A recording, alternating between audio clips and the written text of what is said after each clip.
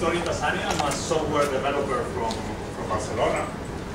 And I'm interested in information visualization, perception, communication, and I also love comics. And when I realized that Olaf Madsen and Chris Matz were writing a book in order to explain real options and staff liquidity and other things related to Agile and Lean, I thought it was a very good idea to use exactly the comic form in order to express these ideas. And what I'm trying to explain today is why do I think comics are a good form in order to deliver knowledge, to deliver new ideas, how comics work, how comics make our brain work, and why we should use more comics, we should write more comics. This is my point today. And I don't want to talk about comics as an art form. I want to talk about comics as a learning tool. So maybe the concept is kind of different. And as a learning tool, not only because it's mixing text with pictures, as we'll see. As children, as kids, we start our contact with words through illustrated books or using comics. It's the first contact that we have with text, with words, because we believe that text and words are the proper way of thought, is the proper tool of thought. And we forget about pictures after words or after this context. But I think that this is important, this connection with both things. Comics as the medium started 2 lines or 3 lines, Europe, America, and Japan, but the mainstream comics, the comics in the States, they started with as an entertainment, as a pure entertainment, with explaining adventures and talking about masked heroes. And it was in the mid-80s when 3 comic books appeared that changed the perception of the adult comics. Those comics, they allowed other different comics to appear about journalism, about social problems, about different things. Then it became serious. And it became well respected when in the 90s, Scott McCloud wrote an essay explaining the mechanics of comics, how comics work. And he explained how they affect our brain, how they work, what are the mechanics, using a comic form. It's a comic talking about comics. And this is a book that I think all people working on user interaction and user experience should read. It's a very interesting comic, and some of the ideas in these presentations are from this book. We as human beings, we are very, do you want a picture of the... Thank you.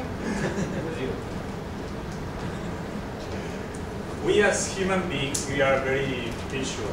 The vision is our most evolved sense. Our brain is, there are a lot of parts of our brain dedicated in order to decode what we perceive from our eyes.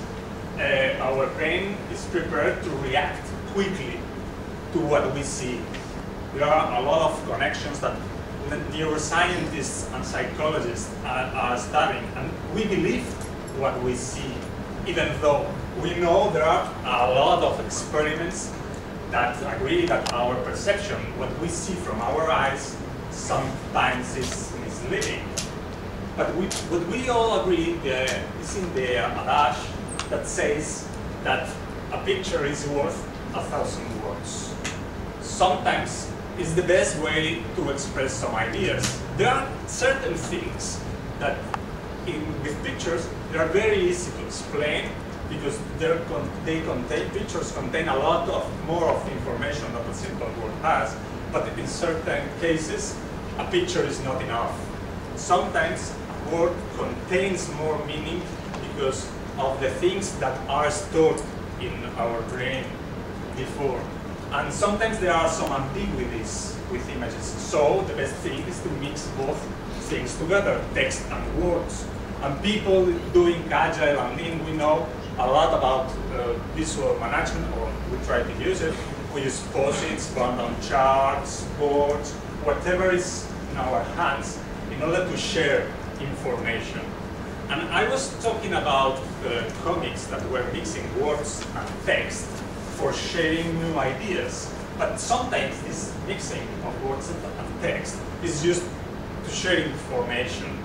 Sometimes there are interesting books about that topic. Edward Tufte's books are very interesting about this.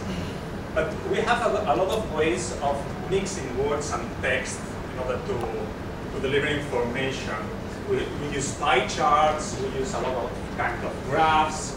We mix things together because they are physically related, or maybe because they are logically related.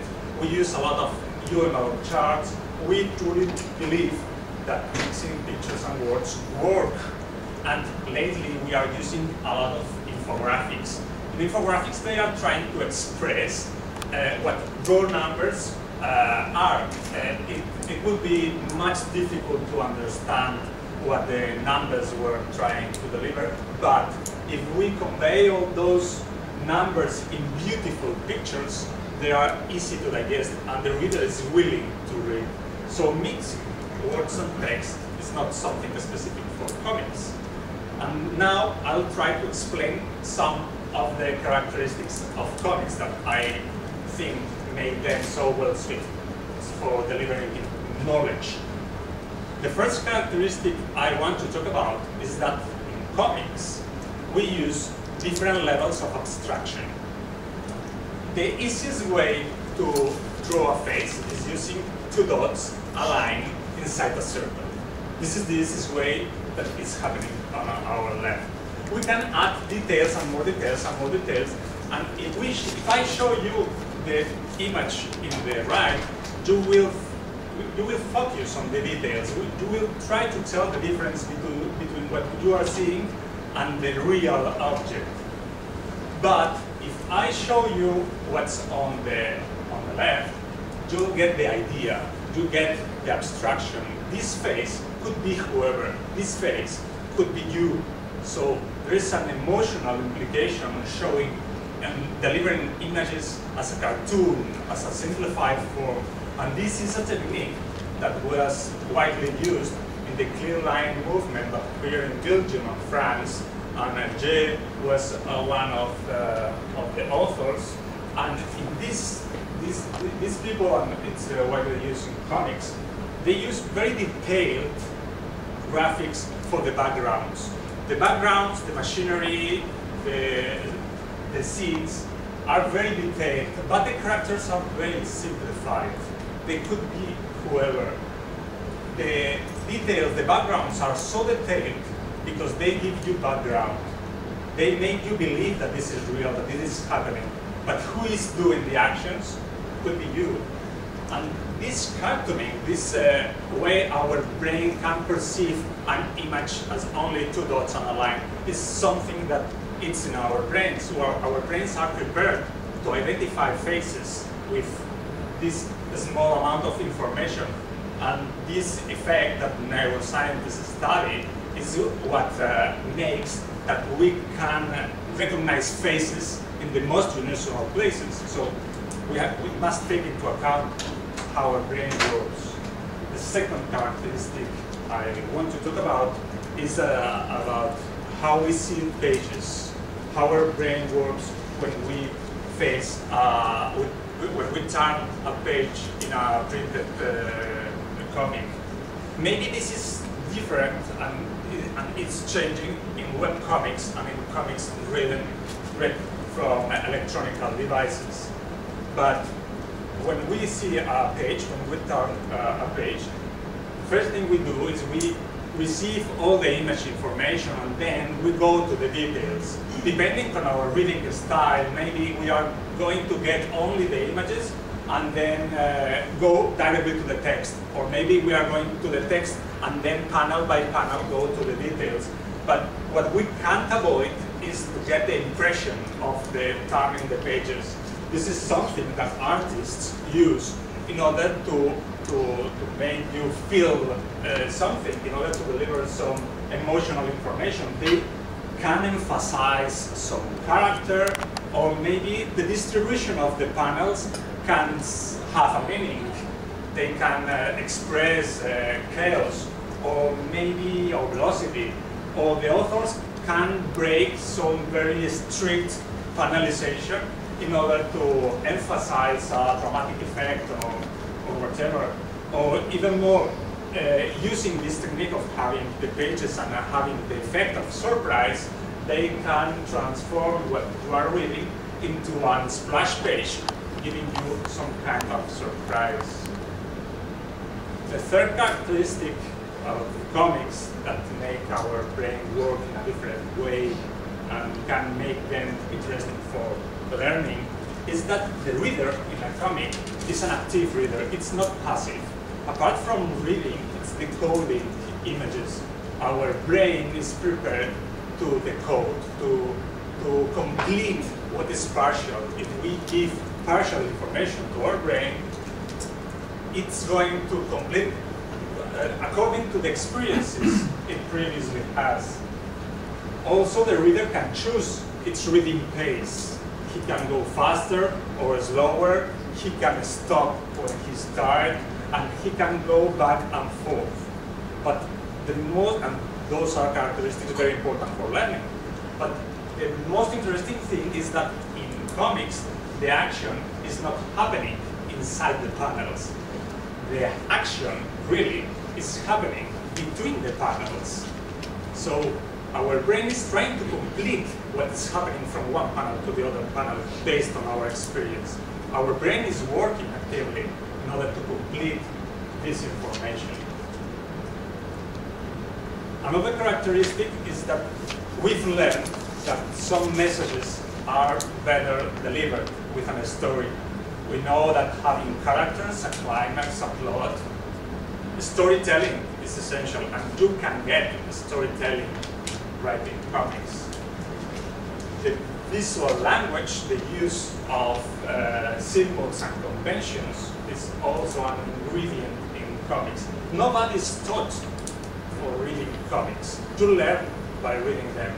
You know that speech bubbles mean people speaking, and thought bubbles mean people thinking. It's something that you learn by reading, and some authors change those conventions or create new ones. For instance, in Sandman and other comics, they decided different speech bubbles for different characters, so you could identify perfectly the character without seeing it.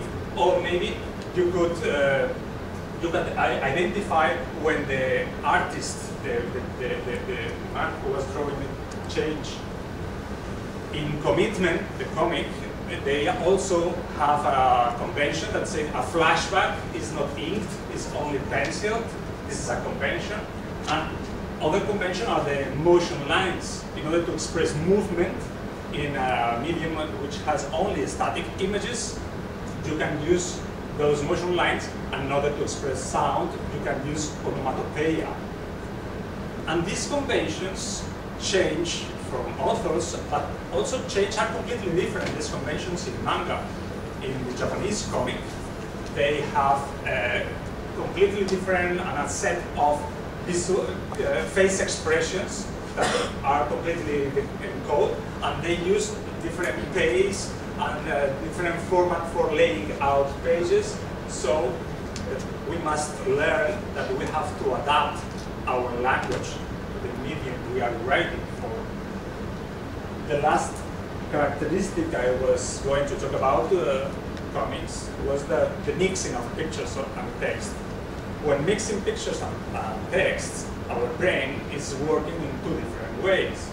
We are only receiving the picture. Automatically, our brain has to do no effort, but our brain is going to use another part in order to decode the texts, in order to get those abstractions.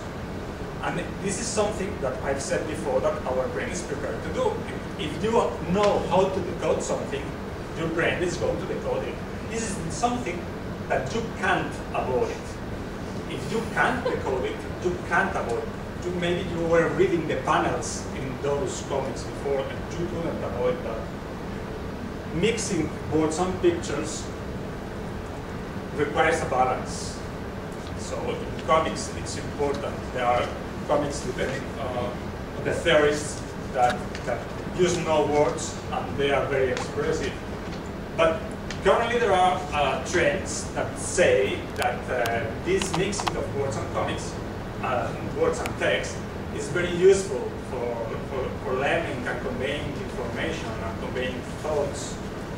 We have this doodling, this sketchnoting, this visual thinking.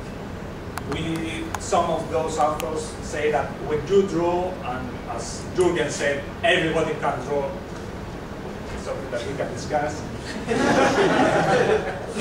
It says that when you draw, you are activating parts of your brain that make you record better this information. But also having the information displayed is useful, as other techniques as visual recording or graphic facilitation are using, mixing words and text, and even more. Some videos, the RSA videos that maybe you've seen a lot of them, they're very good. They mix this idea of mixing words and text in a video. You are seeing how the people are drawing those images, and then you understand the message that is laying behind. And one important thing of these videos and the drawings that Jürgen is using, for instance, is the imperfection. If they are imperfect, you feel an empathy with the author, and you perceive that you could be drawing those images as well with your right hand, not with your left hand as Jürgen did. But you feel an empathy, and as they are imperfect, you are trying to get the message, not the details. You are using very detailed and very perfect images. You are delivering the idea of accuracy, of precision, of exact data. And that's exactly what you are trying to get when you do infographics. In infographics, you need perfect drawings, because you are trying to deliver this idea of accuracy. So that was all about comics. We've seen the characteristics that I think make comics a perfect tool for learning and delivering thoughts. And when Chris Matz and Olaf Madsen decided to have in their team a professional comic artist, I thought it was a very good idea. Comics is not something easy to do. You need a professional there in order to help you decide the paneling and the structure and the narrative, because it's specific. So when I think that the comic should not be an exception, should not be the only comic that we have trying to explain things related to agile and lean. We should write more books, of course, but we should consider the option of using comics to deliver our ideas, or at least to add more pictures to our drawings, to our works. And that was all. Thank you very much.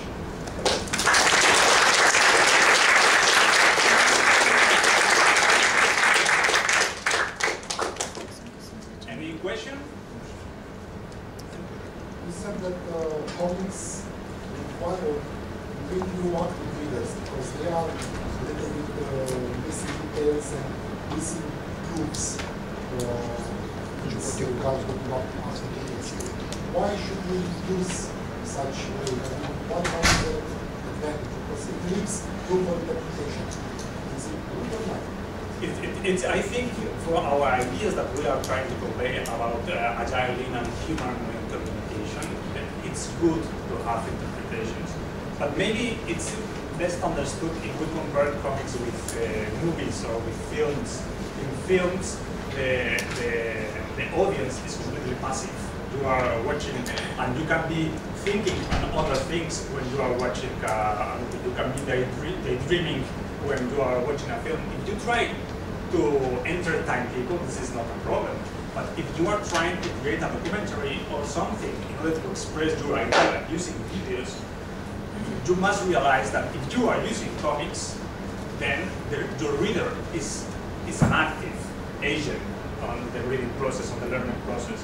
Maybe it's going to be easily consumed as a film, but the reader acting as an active agent in the moment of consumption of comics, I think is essential for knowledge, for understanding.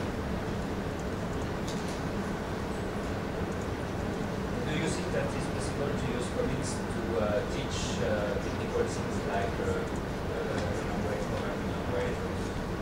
Of course, in the previous, I prepared a deck about, and we could go directly to the source, but I prepared a deck with examples, and there is an example about Google Chrome. The people from Google, they prepared a comic in order to explain how JavaScript works, why in Chrome we have different processes instead of different threads, and it was written by Scott McCloud to write this comic. So they used the superstar in order to do the comic. But I do believe that it's very useful. In Spain, I learned some teachers, I met some teachers that they are using comics in order to explain physics. There are comics about economics, there are comics about logics, about mathematics, so why not about programming? And do we know that people understand more and how many? It's a tool, so it should be another tool in your toolbox. It's an option that you can think of. Maybe the best thing you can do is a film, a movie, a book, or maybe a paper with text or a tweet. It depends. But in some occasions, I do think that comics are the best tool. But sometimes people felt that comics are for kids, that comics are not serious. And I was trying to say that it's not the case. Like games are used. Exactly. You could be using games in order to do exactly the same thing. Did you find any existing examples of comics with agile in? I found comic strips that were very simplified and as comic strips, but only the graphic novel Commitment by Olaf and Chris, they were the only examples I found. Maybe there are thousands, I couldn't find them, but it's the only example I found. You see the Henrik Knieper's product video. The video, it was a discounted slide on my deck. I had a video explaining exactly using this example as a perfect way of delivering knowledge. I love the video, and during this talk I realized why it's working because I had another thesis that was the motion. When you see how the image is being created, you are engaged, you are what's happening next. And this is working perfectly in the Earth videos, but it's not about comics. when you follow the video, you don't want press to stop, you want to see what's coming next. I mean, this video is working perfectly, it's perfect. Is there any difference between cartoons in terms of the impact they have on the audience versus the color ones? Yes, the color is very important. In flat colors help to emphasize. In the beginning of comics, they were only flat colors because the techniques were what they were in printing. But depending on the consumer, but people preferred colorful comics because they are easier to digest. If you try to think on an art form, it's better using colors. But in order to deliver ideas, if you don't have colors, you get more abstraction. You get more in the case, and it's much more expensive having color comics. So it's a trade-off. I think that it's better to have them colorful than black and white. But it's another thing to consider, cost. Yeah, just forgetting the subject matter of Agile for the commitment comic in itself. Personally, I mean, I don't like black and white comics anyway. I tend not to read them anyway. But what is the story like? Does it tell a good story? Because I mean, if I want to read something and it says Agile and it's like 50 pages long in terms of comic books, why should I be interested in that? And does it necessarily Why tell a should good you story? be interested in reading? Yeah, because I mean, like, if comics for me are just a kind of a getaway, like just like going to the movies anyway. So you know, if you're saying that we should have more comics out there for what we do. Maybe what I was trying to say before, that it's another tool in your toolbox using comics. Maybe you are not the audience. Maybe you are not going to feel interested in comics, and it's not going to work for you. Maybe it's a very costly effort in order to build that comic, and it's not going to work. For other people, it's going to work. If the comic is short, maybe if they show you 30 pages of pure text, you say, I have to read this. And if they show with beautiful pictures, even black and white, maybe you consider the option of reading it. So people are willing to read comics. And even though you don't like comics, the geeks that are working in the IT currently, most of them, they grow up reading superhero comics. And maybe it's something that we must consider. You recommend one of the books you showed in one slide, you showed one of yes, the Scott McCloud Understanding Comics. It's a requirement. It's essential.